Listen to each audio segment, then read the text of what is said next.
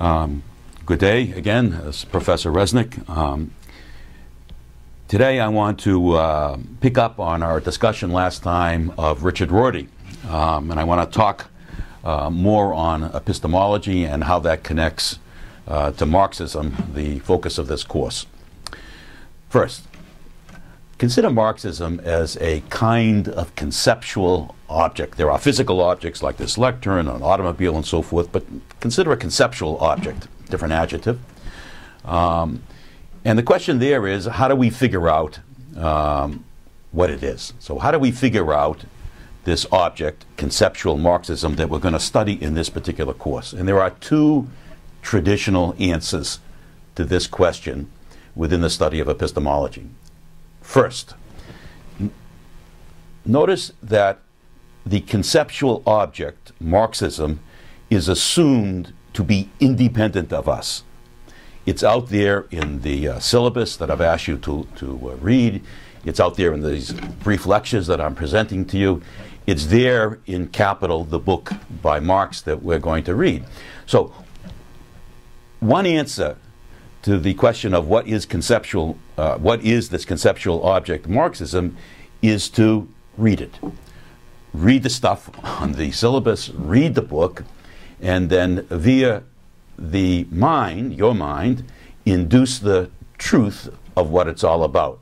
So in this approach, reading experience, the experience of reading, is the standard of truth. That's called empiricism. Okay?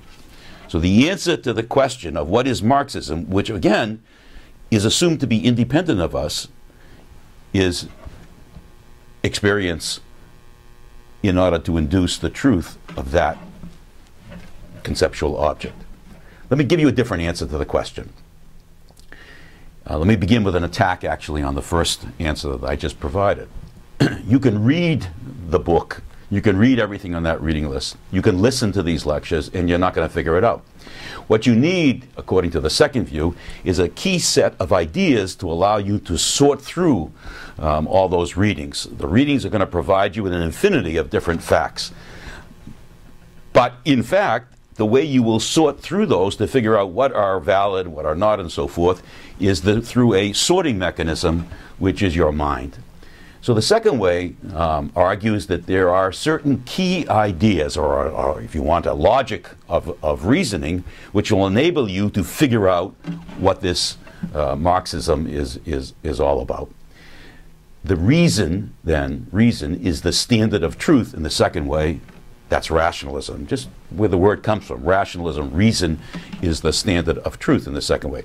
So we have two different standards of truth with which and by which we can figure out what is this conceptual object.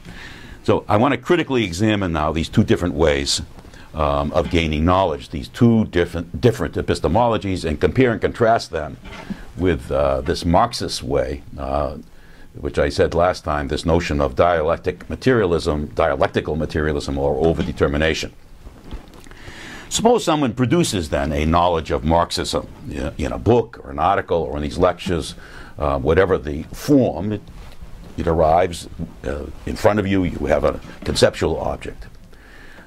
In general, let's extend that. Someone can produce a knowledge of anything in life, a knowledge of the planet Earth, a knowledge of the stars, a knowledge of the universe, a knowledge of this lectern comprised of particles, a knowledge of two people dancing in a dance hall. That's not an epistemological problem. The production of knowledge is not the problem.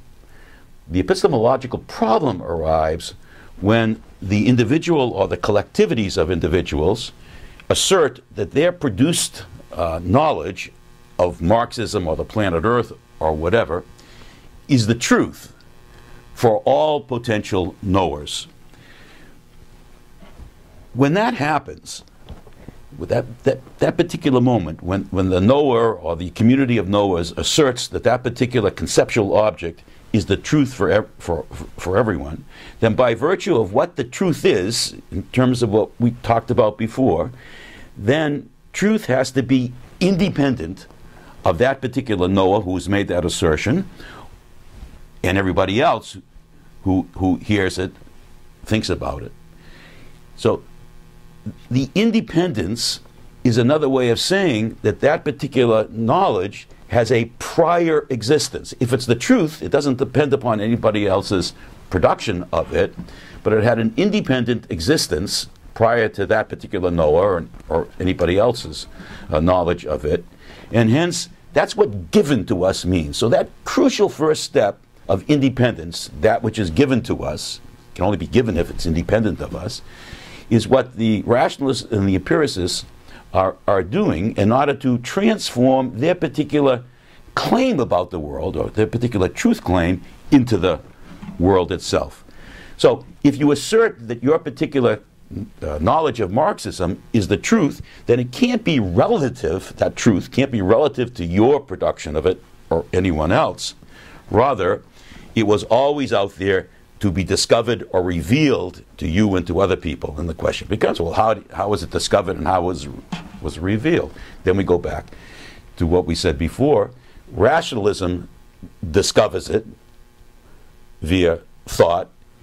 The empiricist discovers it via experience.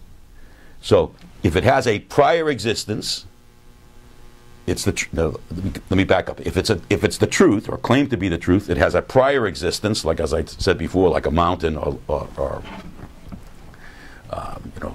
a continent.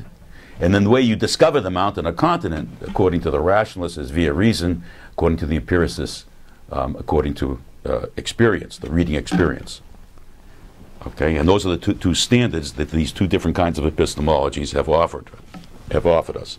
Well, what have they done? They have taken these two, although they do it in different ways, but they take, the rationalists and the empiricists take in common their particular ideas of the world and transform them into the world. Then they compare everybody else's thinking about the world against their particular thoughts, which they've turned into the world, to see if everybody else's ideas are correct. So they have transformed their particular theory about the world into the world, and that's a kind of epistemological labeling which enables their ideas about the world to become the world. So their conceptual object, in this case Marxism, has been transformed into the true discourse, the true theory of the world, and everybody, the privileged Marxism, then all of the Marxisms are compared and contrasted against it to see if they measure up.